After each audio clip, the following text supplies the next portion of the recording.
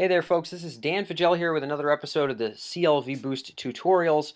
Today, I'm going to be talking about the only content marketing strategy that I use ubiquitously across all of my businesses. Wouldn't it be great if month after month and year after year, your website became more and more authoritative and attracted more and more traffic to it without any additional work on your end? That would be, of course, the golden ideal. It's certainly what I look for, and this is sort of the baseline strategy that I've used to do just that in a number of businesses. So we've implemented this with clients at CLV Boost, but I've also used this to build, to get off the ground my first e-commerce business, which is now a $250,000 a month company at the time of this recording, as well as to market CLV Boost, and as well as to do work in the technology side. So the exact strategy I'll be going over here, which actually has to do with guest contributed articles, is the same strategy I've used to get on websites like TechCrunch and the Boston Business Journal, and is also, so it'll certainly work for any given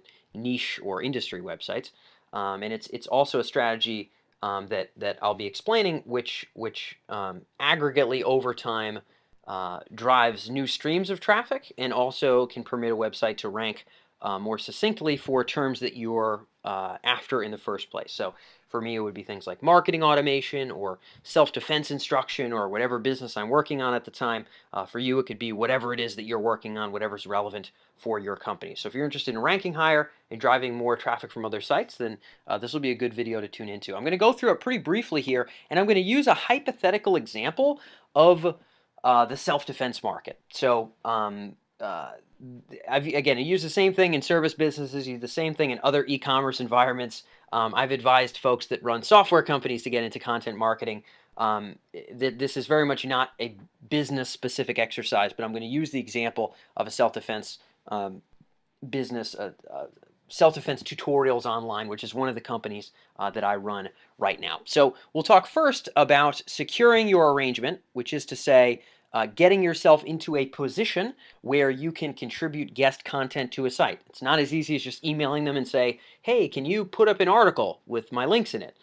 That's not exactly how it works. So we'll talk about that, and then we'll talk about what is the mutual benefit. How are you actually going to derive value yourself in terms of SEO and in terms of traffic, and how are you really going to provide long-term value for the publisher? How are you going to make sure that you're going to be a staple that they want to keep around and that you're really driving value for them in addition to yourself and making this something long-term? So we'll talk about that too. So first and foremost, the tried and true strategy or sort of basic templated principles that I use when I'm approaching new media sources in order to contribute guest content is I'll contact them. I'll mention who I am, why I dig what they do, so why I like their material. I'll give them a topic that I'm writing about that involves recency as well as a succinct benefit to their audience. So these are probably of the grandest influence and of the grandest emphasis for me is recency and a succinct benefit to their audience. Then I close, and if I can't get a hold of them, I'm generally speaking, I'll ping them again in 1 week if I don't hear from them, and then generally I'll pitch them something slightly different in about a month if I don't hear from them after the second ping. So I tend to be persistent. There's been websites, the Boston Business Journal, for example, that I really had to work pretty hard for 3 months in a row before I was actually able to publish on Boston Business Journal. And then there's other websites that went pretty easily. Other even larger websites, it just kind of fell into my lap after one single email. So you never really know, but being persistent is never a bad thing when it comes to contributing content. So how does this work? An example might be, if I sell self-defense and self-protection videos online, I might find a website with a large audience of those kind of folks. So first things first, you don't want to contribute guest content to a website that doesn't have either A, oodles of authority, So you can look at PageRank. You can look at, Moz.com has their own little ranker. PageRank is a pretty safe one to go with, though. If you're unfamiliar with that, you can just Google something like PageRank checker, and you can take a look at the PageRank of websites. So if it doesn't have a tremendous PageRank, or if it doesn't have a tremendous amount of traffic that's relevant to what it is that you're selling, then you probably shouldn't be writing there in the first place. So the goal is to find places that have already done the hard work of collecting the people that you'd ultimately be interested in selling to in the first place. So if I'm selling martial arts or self-defense videos, there's a broad market out there of sort of prepper or self-reliance oriented websites. People who are interested in camping, are interested in survival, for lack of better terms, so knowing how to sort of live in the woods or grow their own food and things like that. The folks that are really interested in self-reliance tend to be really interested in self-defense. So I might approach those kind of websites because I know that their folks want to, for lack of better terms, fend for themselves economically and in terms of food and other things like that. So I might approach them. I might see if there are other larger websites oriented specifically around martial arts or self-protection.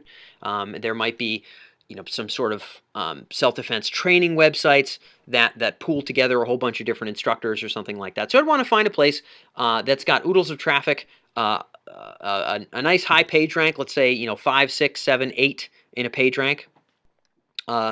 And has already done the hard work of collecting folks that are relevant to me. And I might approach them and say something like, hey, my name is Dan Fagella. I'm a XYZ. I'd mention, Brazilian Jiu-Jitsu black belt and maybe mention a couple tournaments or something along those lines. And that I write for other places, and I'm a writer in this space. So if you can throw in social proof with respect to who you are and your relevance, that will sort of chip you in some points. So if you're like, hi, I'm Jim Smith, and I really like your articles, you might be in a tough boat. So you yourself must be relevant. You're more relevant when you have relevant expertise to this area, of course, and you're also more relevant when you have social proof of good, solid content that you've contributed to other places. So me, myself, when I wanted to write for a website like Xconomy, which is a sort of business and technology-oriented website for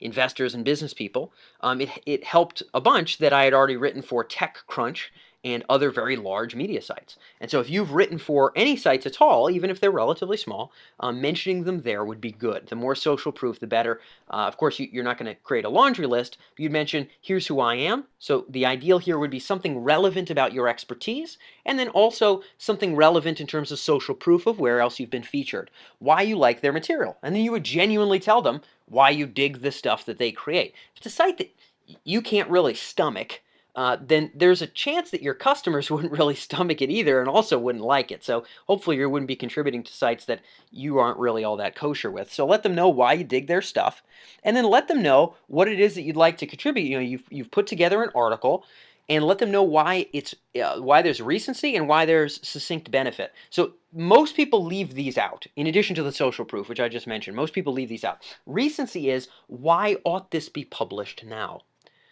Why ought this be published now? So if you can tie in the topic of your article to something that happened recently, that'd be fantastic. Let's say there was a big news story in your area about home break-ins. You might talk about self-defense and self-protection with respect to home break-ins and just say, hey, because this news story ran, I think this might be on people's minds. I think this might be a great time to mention this. So that would be recency, right? Similarly, if there was some viral video that was blowing up online and on news channels of some kind of event of a fight in a movie theater where a man defended his wife from some drunken fellow in a movie theater, you might mention, you might have an article about how to restrain someone who's under the influence if you don't want to hurt them too badly, and you might mention why it's relevant, that there was a story that recently ran or something like that. So you can tie it to news. If you can tie it to current events in some sense, if you can tie it to seasons. So, I don't exactly know how that would pan out well in the the martial arts world, but let's say you're leveraging a technique that involves grabbing someone's cloth and using that to execute a judo throw or some kind of a choke technique or something like that. Those might be more relevant in the wintertime when people might be wearing a thick jacket and not just a t-shirt, walking around in flip-flops. So we might reference that kind of relevance. So some element of relevance. And then also mention what is the benefit that people will get from this article, why will it be useful to their audience, and what will they get out of it. So, hey, and I figured this would be a fit for your audience because XYZ. Let them know what their audience will gain from this article. It's great if you can actually reference an article that they already have that's quite similar. So if you can say, hey, I saw about 6 months ago you had this author, put together an article on such and such, and actually that did very well in terms of social shares, and I really imagine this article to be quite similar, and I think it'll also do really well with your audience. So that goes to show that you're actually dialing into their website, taking a look at what's working and modeling that to craft something useful for them. That's definitely hard work, but it puts you well ahead of the pack and gives you great odds of someone giving you the head nod yes to send over your article. At which point you'd close out. Normally I close out with some kind of a statement like the following. I say, anywho, hey,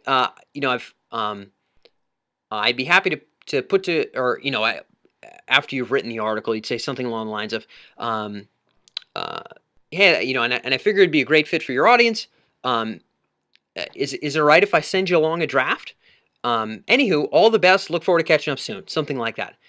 Is it all right? Is it all right if I send you along a draft? That's the question. And then, okay, catch up with you soon. So that's how I close it. It's a very low barrier to entry, right? You're not saying, hey, can you give me 10 paragraphs of feedback on my article idea? That's not what you're saying. You're proposing an article. You're coming from a place of credibility. You're coming from a place of resonance with their publication. And then you're saying, can I send it along?